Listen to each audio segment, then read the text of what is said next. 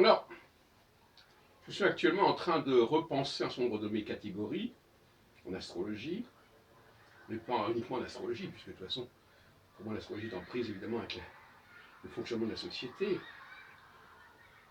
Alors, donc je ferai le point maintenant sur ma position, euh, parce qu'effectivement, j'ai utilisé beaucoup d'expressions, horizontalité, verticalité, conjonction, disjonction, agrégation, désagrégation.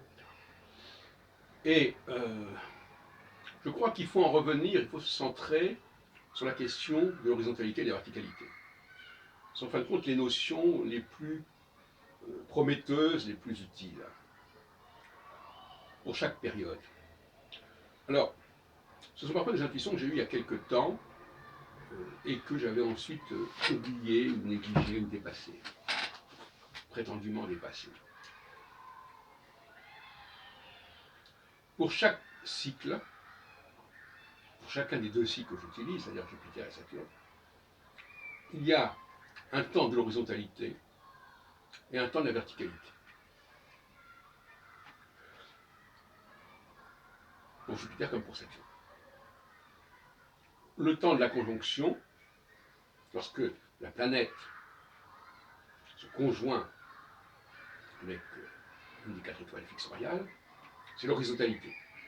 Parce qu'effectivement, il y a l'horizontalité, c'est quand il n'y a pas de, il n'y a pas de, il n'y a pas de verticalité, c'est-à-dire qu'il n'y a pas de, il n'y a pas une dimension de hauteur. Et inversement, la disjonction, lorsque la planète se sépare, s'élève au-dessus du système stellaire, de 4 étoiles fixes royales, on est dans la verticalité.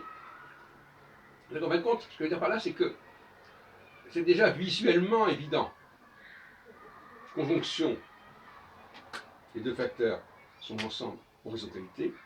Disjonction, les deux facteurs sont séparés, verticalité. Donc il faut rester à des choses extrêmement simples, avec des signaux extrêmement simples. Maintenant, qu'est-ce que c'est que l'horizontalité? Qu'est-ce que c'est que la verticalité? L'horizontalité, c'est le refus de la hiérarchie.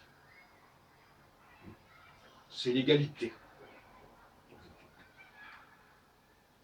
Il n'y a pas d'idée de quelque chose qui serait en haut par rapport à quelque chose qui serait en bas. Ça, c'est la verticalité.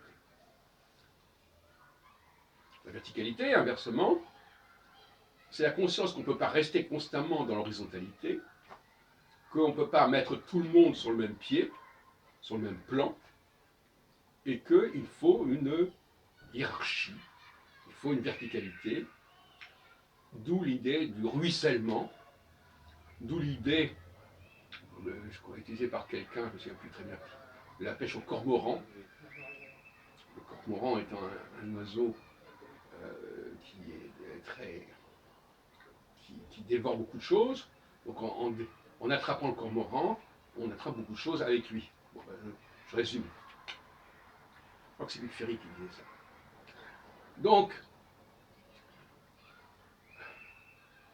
pour Jupiter, qui est dans le domaine de la nation, alors que Saturne est dans le domaine de l'empire.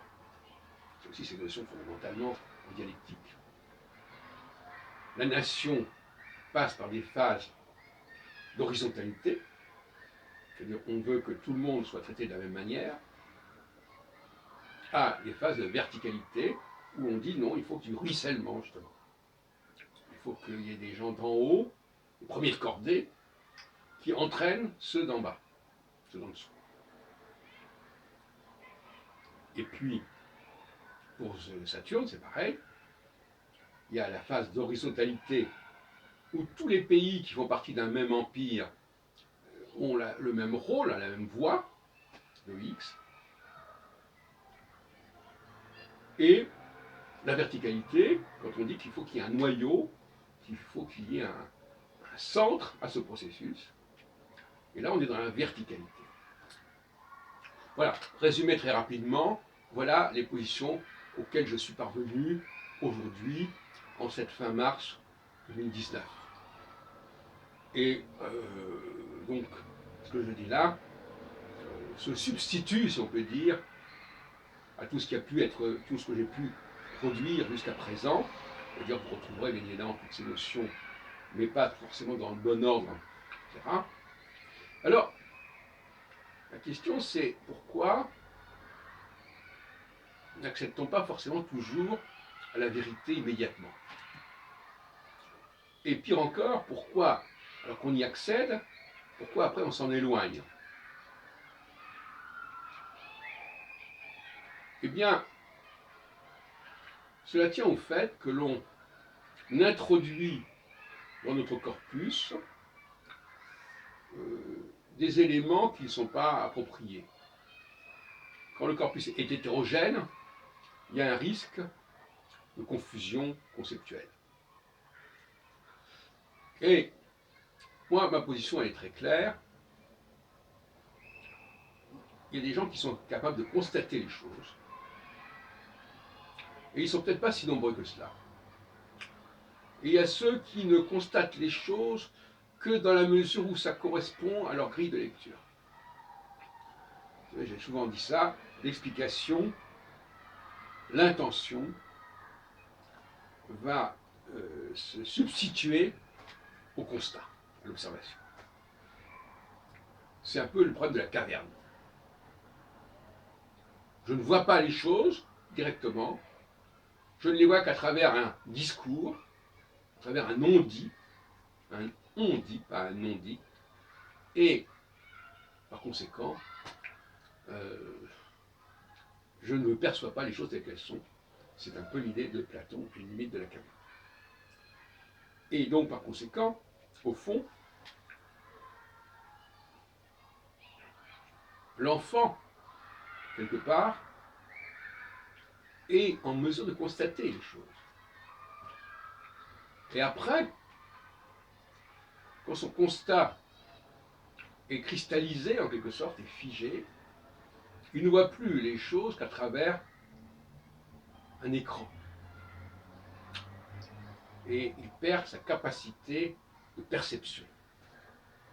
Comme on dit dans l'Évangile, ils ont des yeux mais ils ne voient pas. Il faut retrouver sa capacité de l'enfance, en quelque sorte, à voir les choses telles qu'elles sont. Et à ce moment-là, les choses semblent relativement simples. Quand on veut à tout prix expliquer, quand on tombe dans le déni du réel, ce qui est un sport très fréquent, très prisé, je vois des choses, mais je dis, ça ne veut rien dire. Ça n'a pas de sens, ça n'a pas d'importance. Combien de fois peut-on entendre ce genre de comportement, ce genre de discours? Ou bien, oui, je le constate, mais ça va changer. Ça va changer. Il y avait des facteurs qui ont fait que c'était comme ça, mais ça va changer.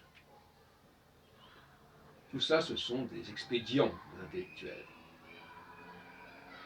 On attend du philosophe qu'il soit capable, non pas d'élaborer des grilles de lecture, mais essentiellement d'observer les choses telles qu'elles sont.